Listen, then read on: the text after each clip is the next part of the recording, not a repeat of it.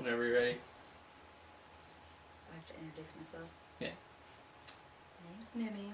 Well, I guess my real name's Miriam, named after Mom's sister, but I go by Mimi. And I was born June 10th, 1975. And I'm the youngest of the 8. The caboose. Or as Mom used to always call me, her baby. And that used to drive me nuts. Drive me nuts. This is my baby. And I always, like, as a little kid, conceptualized that as her calling me a baby instead of... So I always felt like I had to not be a baby all the time. Did you know that? I still do. You still are. I know. Well, now I get it. Now that I'm a mom, I get the baby role now. But Do you have any favorite childhood memories?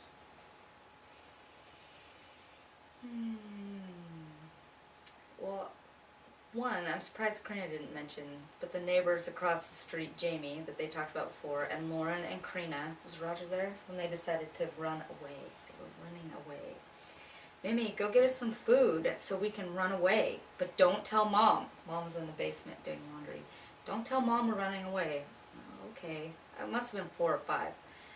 So I come over to the house and I'm looking around the kitchen. You know, the counter's like up to here on me. I'm like, the only thing I could grab is this watermelon. So I grab this watermelon, like running over there, and they're like, "No, take it back, take it back. We don't want a watermelon." I was like, I don't know. So I go and take it back, and I'm trying to be sneaky. And at that time, our fridge, the freezer opened on the bottom, so it was like something I could reach. And looking in the freezer, and there's a package of hot dogs. And when I was little, I used to eat cold hot dogs all the time. So I was thinking, well, they can just eat cold hot dogs and let them thaw out. So I take the hot dogs over. No, take those back! Like Jamie especially was very animated. Oh! So I go home, Mom, they're running away. What can I take them? I've taken them a watermelon and some hot dogs, and they don't want them. What? So I go over there. Mom said you guys can have these saltines. Oh, Mimi, you weren't supposed to tell Mom. I was like, yeah. That was pretty funny. And then another story that I think Mom would think is funny. I didn't think it was so funny, but were we in Rome when I flooded the hotel room? Oh, yeah. We're in Rome. We were visiting Rob, you guys, over in Italy, and was Sean born yet? Yeah, he was. Yeah, born. he was. He was a little I one. just don't remember toting him around everywhere in Italy. Did he go to Rome with us? I don't know. Anyways, Europeans don't quite bathe like Americans do, and so in the bathroom, like you just shower right in the main floor, like there's not a shower stall, and so the drain's in the middle of the bathroom, and the floor doesn't exactly meet the marble on the floor, and I was taking a good old long American shower when I hear this, "Turn it off! You flooded the room!" I just, yeah, completely flooded Mom's whole half of the hotel room in Rome, where they give you one towel this big for your stay. And I remember your dad, Rob, rummaging around, looking through closets in the hall, trying to find towels to mop up my mess. Yeah. And I remember Mom's nylons were soaked. My stockings, they're all wet. And I remember just opening the, and I was like, I'm not done. I still have conditioner in my hair. I still have to shower. Yeah, that was, I think Mom gets a bigger kick out of that than I do, because I wanted my shower. I don't know what else. Just little things like having toast and hot cocoa for breakfast a lot. Like now that's one of my comfort foods in the winter. Dipping our toast in our hot cocoa, and then Mom always, we had hot chocolate every morning in the winter. I remember you would make us, it wasn't oatmeal, what was it? The white? Cream of wheat. Cream of wheat. And some days I really liked it, but some days it was a little lumpy, and one morning in particular, you telling me and Roger, you have to eat something before you go to school, and Roger's eating, and I was like, put a little leftover milk and some sugar and some cream of wheat in there. I'm like, see, I ate, but I didn't really eat. I remember telling you about it later, and you being like, are you pleased with yourself? Does that make you happy? It's like, Well, I thought it was pretty funny. I don't know. I can't think of anything else. I can tell some fun. I was gonna say, I'm sure Mom loves it when in elementary school, for some reason, I flushed some girls' PE shorts down the toilet. And to this day, I don't know why. I remember I was in new school. I just transferred there, and I was telling the other girls, I was like, "Oh, we did this at my other school all the time." What was I, 8 or 9? Yeah, 3rd grade. Yeah. Oh boy, that sent Mom. 'Cause what was I thinking? I don't know. Yeah, I don't know. I don't know. But Mimi was a bald baby. This is Yeah. starting early on. She might not remember how bald she was. Long time for her to get hair, and when it did come in, it came in the back first. Very bald. Mullet. And when you have a little girl that's a bald baby, you want to do all kinds of things to make sure people know it's a girl. And I'd had some boys with beautiful curly hair, and so it was very meaningful that I wanted people to know. Well, when her hair grew in, it was curly and blonde. It was very, very pretty, but it, you know, she was 2.5 years old before she had hair that would identify her as a girl. And it was curly, and it grew in the slowest on the sides of her head. Why, I don't know. I mean, she had hair on top, but it just grew close here. And we were getting ready to go to church, and Lauren was in the bathroom, and Mimi was pounding on the door. Let me in, I've got to fix my hair, I've got to fix my hair. So she could talk plain enough. And next thing I heard this blood-curdling yell from Lauren. And I went to see what it was. And here was Mimi, scissors in one hand, and all her hair off the side of her head in the other. And she wanted to get back in the bathroom so she could fix her hair. She was a sight, and I was so sad because it took so long to grow. She has such pretty early hair. Yeah. So she just didn't have any hair on that side for a while. What are some family traditions you remember growing up? Always, the Christmas time was always a big one. Just the drawing names. And when we were younger, it was a big secret who had whose name. So it was really exciting to find out who had your name. And singing around the piano was always my favorite. Any time of year, but Christmas time, especially when Mom would play Christmas music. And one year, it must have been between 7 and 9, at Easter, I drew this really, it took me forever to draw this Easter Bunny picture for the Easter Bunny, and I was the first one up that morning. Mom's in the kitchen doing dishes on Easter morning, and I come in and I see my picture still on the counter, and I was devastated. Well, why didn't the Easter Bunny take my picture? And I remember now that you were so quick. I mean, I don't even know if you remember this, but because you were doing dishes, your hands were wet. And I don't know how you did it, but somehow you got that paper wet. And you were like, but he did take it, and see, there's dew on it. And I saw that he dropped it in the yard on the way out. And I was like, oh, okay. Well, he saw it, That's always been a favorite memory of mine. A mom trying to keep the peace, keep kids remembering, I guess. Pretending the Easter Bunny's real, I guess. Did you ever try and run away from home? I used to always, every time I would get in trouble, I would sneak out my window and climb up into the tree fort in the backyard, and I would love to sit there and listen to them. Mimi! Where's Mimi? Has anyone seen Mimi? And I would duck down in the little tree fort, and that was always good times for me. And it used to drive my mom crazy that I would climb out that window, because I would bump the curtains. Her pet peeve still to this day is, don't touch the curtains. And I would bump the curtains and knock them off the wall, and that would drive me nuts. Oh yeah, I've done it all. And you took dancing lessons for a long time. We're in a lot of recitals, so, That was fun. yeah. That was a lot of fun. I have to mention though the chore thing that you asked Karina. The vacuum cleaner is very vivid, but my all-time favorite now makes me laugh is when she would dust the piano. So we'd all be sleeping and you hear this donk donk donk donk donk. I mean, she didn't just like dust it. She was like taking out her aggressions on the piano.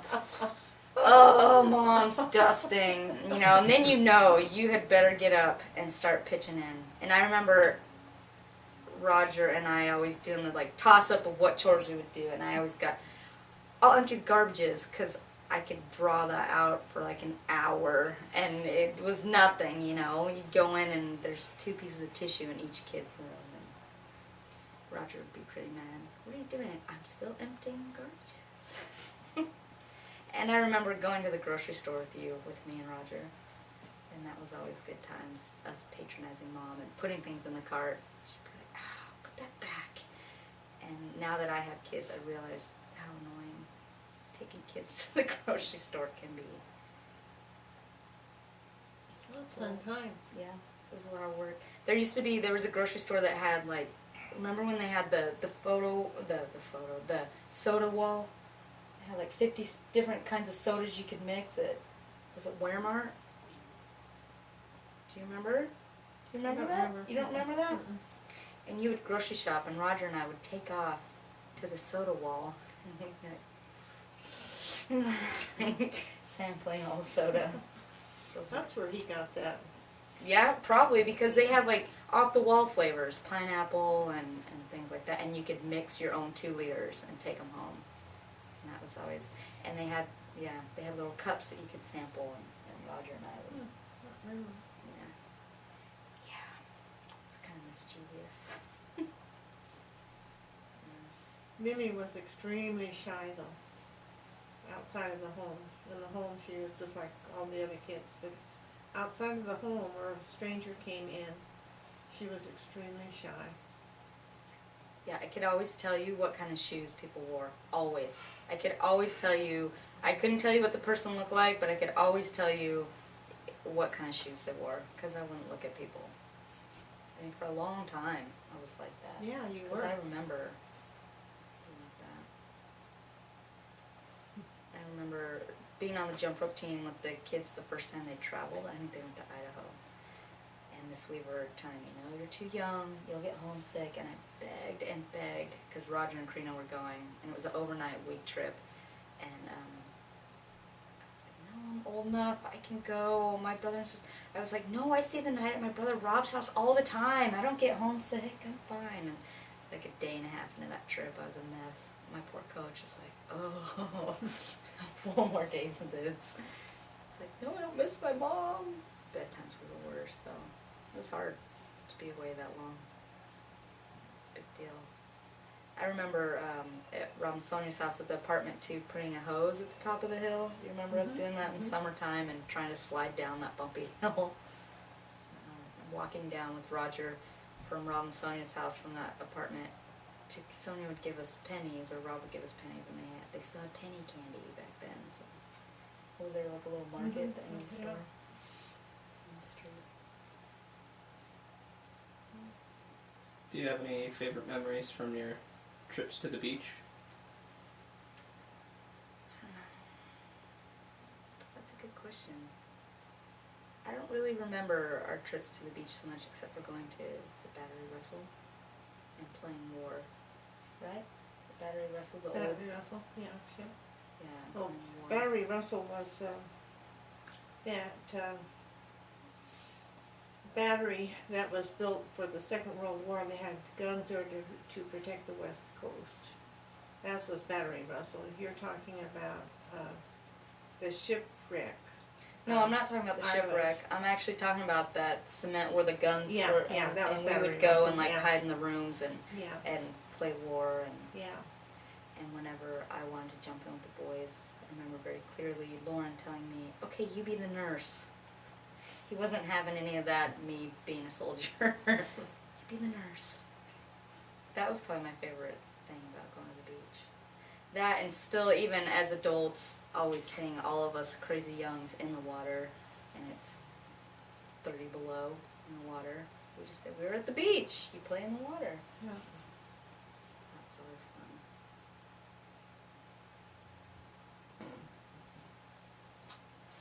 I'm open to suggestions. Anything else? I don't know. How about a what's one of the happiest days of your life? As a kid, I don't know. I'd have to think about that one for a while. Okay.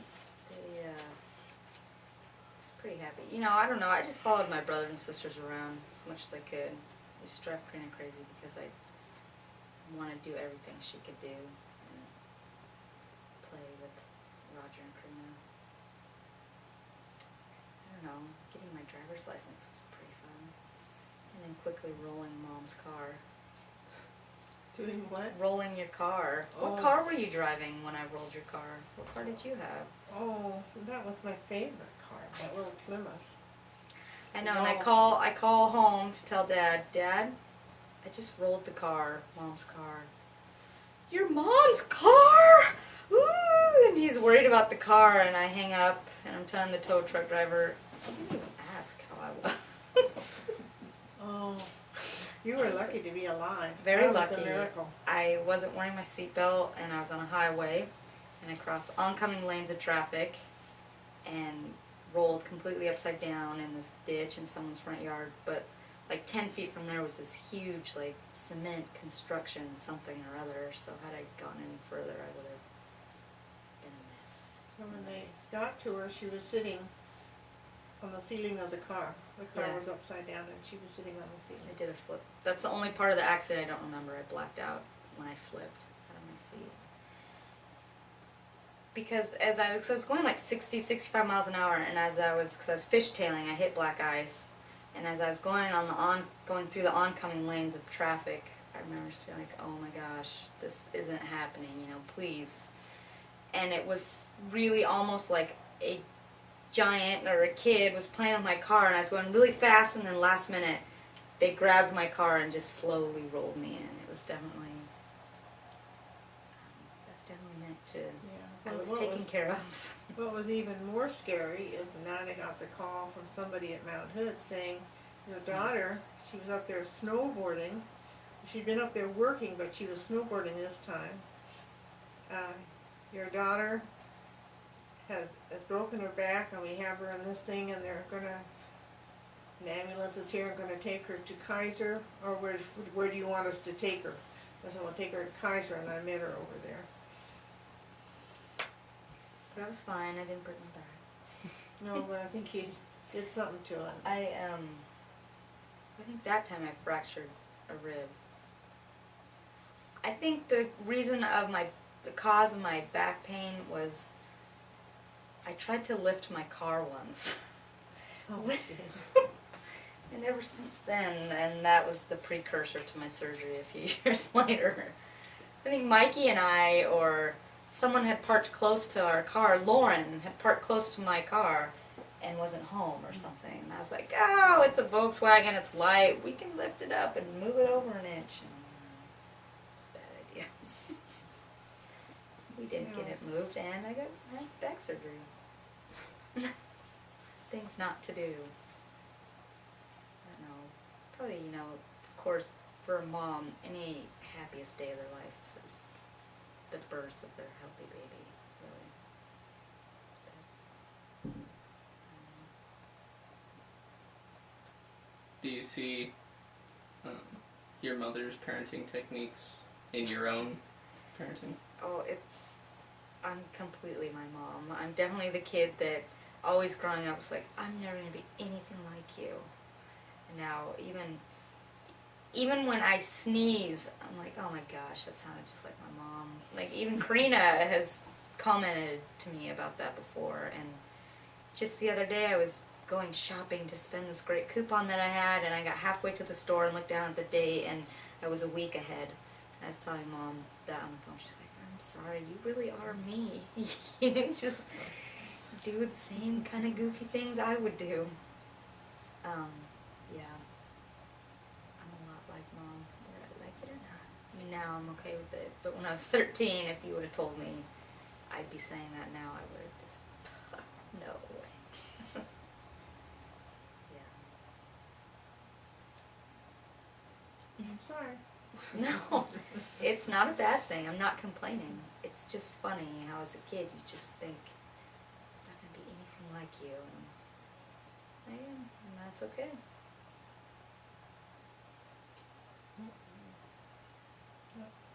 Do you have like a favorite funny story about each other?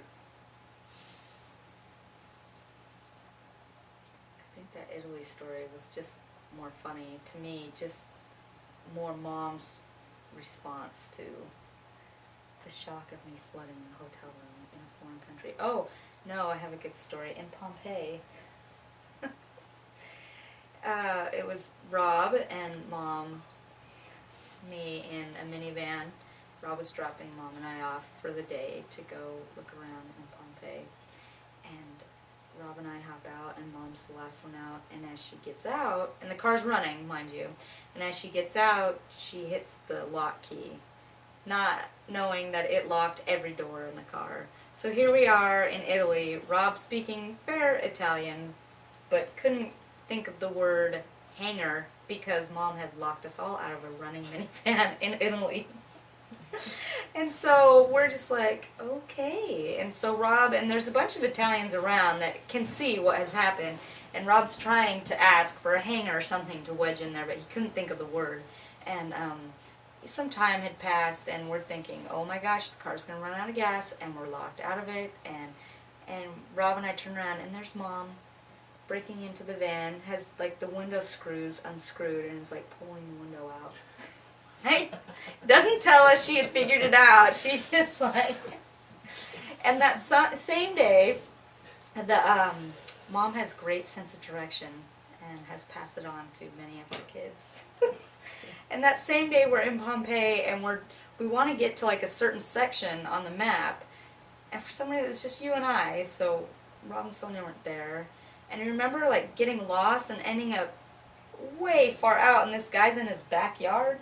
Do you remember that? Mm-hmm. We were lost, and this guy's in his backyard, and he's like yelling at us in Italian, "What are you doing?" And he had to walk us all the way back up, and that was funny. That same day, it was kind of a crazy day. Yeah, I have a very bad sense of direction. I do. But Sonia flew in, and Rob went to pick up Sonia at the airport. Oh, okay, and then that's why they were meeting us. Yeah, and that's why we got left on purpose. And that's why it was very upsetting when the car was sitting there running and...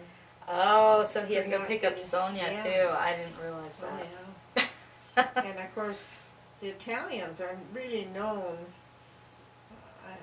they have not as much conscience about helping themselves to something that isn't theirs. And by the time this big fuss was going on, I bet you we had 30 to 50 Italians all just in a group, just standing around watching us, seeing what we were going to do. What the crazy white people were going to do. It was a funny, creepy feeling. Oh, dear. Yeah. And then when I took the window out, Rob says, now every Italian knows how to break in Italy will know how to break into this model car. Yeah. It was very funny. That was very funny. It was funny afterwards. It wasn't funny at the time. But I'll just never forget turning around, Rob and I, and there's Mom. Mimi, get the car, crawl through the window. Oh, could have told us. He figured out how to get into it. Yeah. It was pretty funny. That was a good laugh. Well, it was the same model car as I had, but it was a newer car, and it was a minivan. But I had just had a similar incident a few months earlier with my own car, and that's how I knew how to do it. It was just crazy. That's funny. It was a dry run, I guess, when I did it to my own car. Yeah. Preparing you. Because it wasn't funny in Italy at all.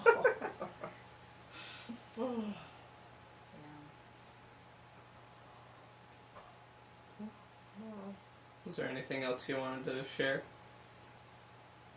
No, just really, I mean, my favorite memories are always based around just family getting together. You know, always remember being little, and that was always, I mean, still, it's my favorite part of the holidays, families getting together and baking. We always baked. We always baked those cutout cookies, and now that I'm older and have kids of my own, I don't know how Mom had the patience for it. By the time I came around, it was mostly the siblings helping me out, but they were always not real tasty cookies by the time we got done with them. But they were so fun to make. And I can't imagine. I mean, it's a good thing Dad was a human garbage can, because he probably ate them all. Because I don't remember eating them after we rolled paper thin cookies and painted them with the egg white colors. And Lots of times more frosting than cookie. yeah.